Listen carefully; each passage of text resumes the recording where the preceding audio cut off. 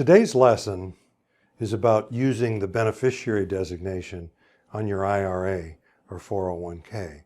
And what I want to state is it's not a very effective estate plan to utilize the beneficiary and transfer a large amount of money to your kids or your nieces or nephews, or to transfer a large amount of money at your death to anybody other than your spouse.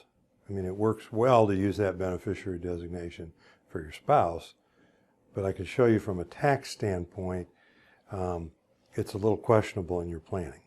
So when your kids, if we're just going to assume these are your adult children, are the beneficiaries, they're going to be forced into a decision that they need to make right now, right after your death, because this money by beneficiary designation comes pretty quickly.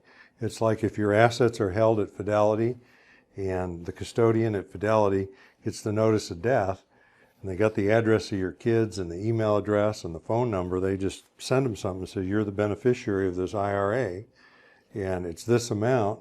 Where do you want us to send the check? And your kids are really going to be forced into a decision that isn't real fortunate. I mean, the first decision is if they want and need the money immediately, which most middle-aged people can use a nice hunk of money for education or their retirement or to pay off some bills, or most people in their 50s and 60s, which is when people inherit, or their 40s, when presented a choice, they're going to want the money. And if we just use an example, like $300,000, if that was the amount that your kids inherited, that was the amount that was left in your IRA, and your kid had an income of $50,000 a year from other sources, from their job, and if they took the $300,000 all at once, when they just answer facility, send the check here, yes, withhold taxes, their income in the year that you die is going to be $350,000. And what do you think that's going to do to their tax brackets and their tax rates? So I've got some examples of this in my book, where I had a brother and a sister that each inherited by IRA beneficiary about 600 grand each. So it was a $1.2 million. And the sister or the daughter took the right choice, the stretch the taxes choice, and the son wanted the money right now. And so he took it. And if you took that $600,000 check, 40% of that, more than 40% of that went to taxes. So he only netted $300 and some thousand. I mean, just whoop, in one swoop, a lifetime of saving in an IRA, and it's all due to taxes. So what am I proposing as an alternative?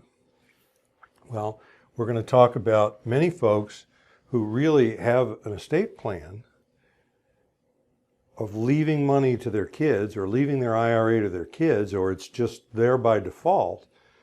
We can substitute life insurance for the same amount as the IRA. You say, well, how does that work? Well, let's go back to our $300,000 example. Let's just say you had one child that's going to inherit, and your balance was $300,000. You don't know when you're going to die and when this is going to go to them. But when it does, they're going to have to pay the tax bill. So what we could do is, you have to take distributions of your IRA during your lifetime, and you'll hit minimum distributions at age 72, but you can start them before 72. So we write a life insurance policy, make the death benefit or the face amount $300,000, and then we set the premium. We're going to look at what the premium is on that for permanent insurance, and then pay that out of deductions or withdrawals from the $300,000 IRA. So if you died soon or in the next 10 years or so, your kids are going to get something out of the IRA that they're going to have to deal with taxes, plus a $300,000 tax-free benefit. If you live to a ripe old age and the IRA is drawn way down through paying these premiums, then your kids are going to get a check or have an option of $300,000 completely tax-free.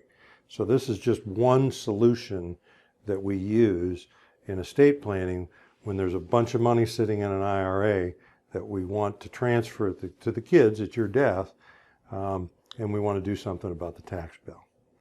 I'm Hans Scheil, and I thank you for listening.